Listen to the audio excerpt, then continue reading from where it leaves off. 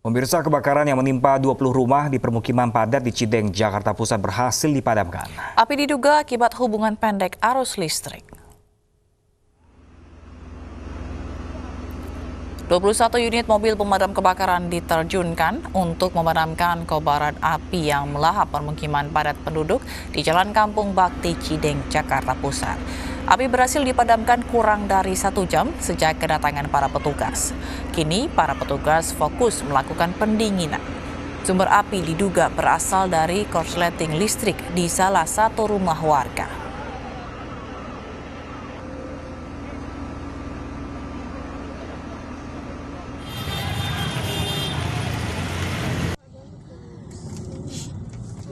Sementara itu, pemirsa, sedikitnya 20 bangunan rumah hangus terbakar di pinggir Kali Jeling, seberang ITC Roksimas, Jakarta Pusat. 21 unit mobil pemadam kebakaran dikerahkan untuk memadamkan api.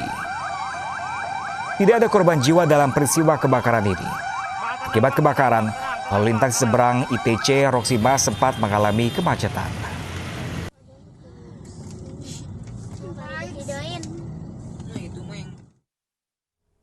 Aksi begal kembali terjadi di Penjaringan, Jakarta Utara. Ironisnya, aksi penolongan dengan menggunakan senjata tajam ini terjadi di tengah-tengah permukiman warga.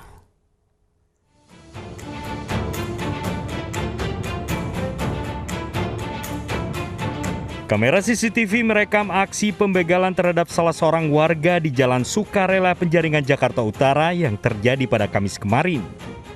Pelaku berjumlah 3 orang di atas satu motor.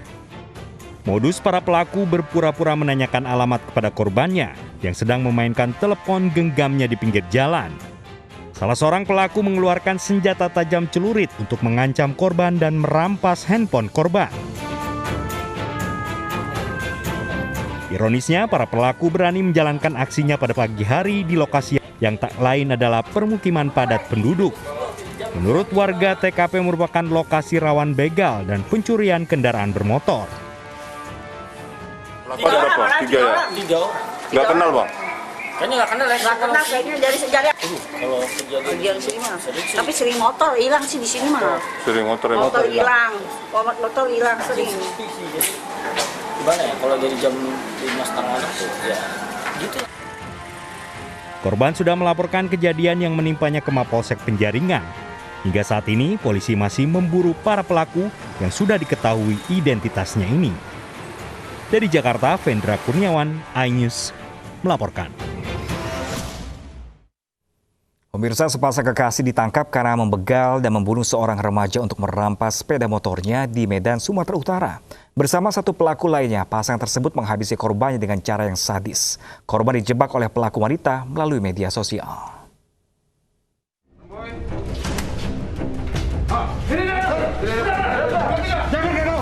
Di sebuah hotel melati di Kabupaten Asahan, Sumatera Utara, sepasang kekasih YP dan YS serta temannya AR ditangkap. Ketiganya menjadi buronan polisi setelah membegal dan membunuh Reval Fahrudin di kawasan Sunggal, Kabupaten Deli Serdang beberapa hari lalu. Komplotan ini menggunakan media sosial untuk menjebak korbannya. YS, janda berusia 17 tahun ini memancing korban untuk bertemu. YS dan kekasihnya YP kemudian mengajak korban naik sepeda motor bertiga. Di tempat yang sepi, keduanya berusaha merampas sepeda motor korban. Karena melawan, korban yang baru berusia 18 tahun dibunuh. Sepasang kekasih ini dibantu temannya AR menghabisi korban dengan 42 luka tusukan. Penangkapan ketiganya berdasarkan penelusuran terhadap barang bukti yang dirampas pelaku dari korban. Dari hasil penyelidikan, aksi pembegalan ini sudah yang keempat kalinya dilakukan dengan modus yang sama.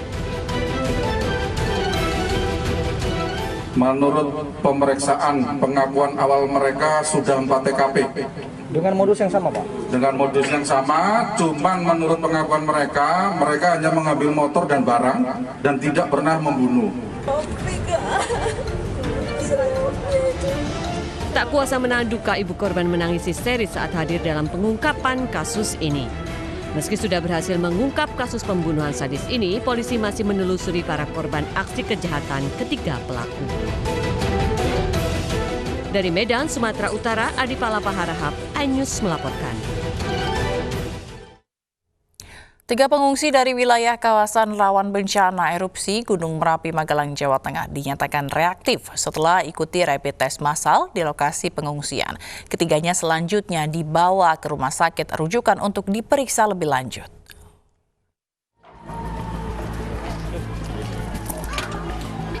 Satu persatu para pengungsi mulai dari manula hingga remaja di lokasi pengungsian di Desa Diangan diwajibkan menjalani rapid test yang dilakukan oleh Dinas Kesehatan setempat. Usai jalani rapid test, 3 orang warga dinyatakan reaktif. Ketiga warga tersebut selanjutnya dibawa ke Rumah Sakit Merah Putih rujukan COVID untuk diperiksa lebih lanjut. Gubernur Jawa Tengah Ganjar Pranowo meminta petugas dan relawan untuk bersama-sama menjaga para pengungsi, menghindari munculnya klaster baru di pengungsian. Karena ini kelompok rentan, maka kita jaga jangan sampai yang rentan ini, maaf ya, ada potensi yang bisa tertular, Pak. Jangan sampai tertular. Karena kalau tertular dan itu rentan kelompoknya, maka ada potensi grafik kita itu yang tertinggi rentan, punya komorbid, itu meninggal. Maka jangan sampai mereka terserang COVID. Hingga Jumat lalu, total pengungsi yang berada di pengungsian berjumlah 607 orang. Kebanyakan mereka adalah lanjut usia, difabel, anak-anak, dan balita. Dari Magelang, Jawa Tengah, Puji Hartono, iNews melaporkan.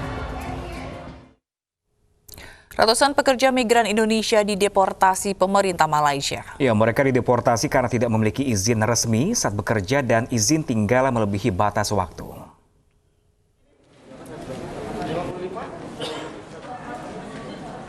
Pemerintah Indonesia melalui Badan Perlindungan Pekerja Migran Indonesia Sabtu siang kembali memulangkan ratusan pekerja migran Indonesia yang ditahan pihak imigrasi Malaysia.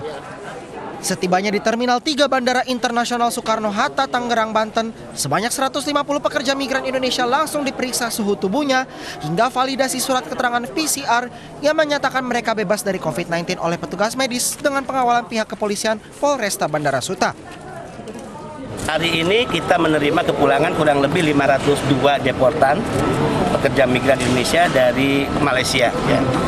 Mereka pulang lewat 3 bandara, 1 Surabaya sebanyak 150 orang, kemudian lewat Medan 202 orang, kemudian lewat Bandar Soekarno-Hatta 150 orang. Nah, kepulangan mereka karena deportasi ini karena berbagai alasan. Satu karena overstay, ya.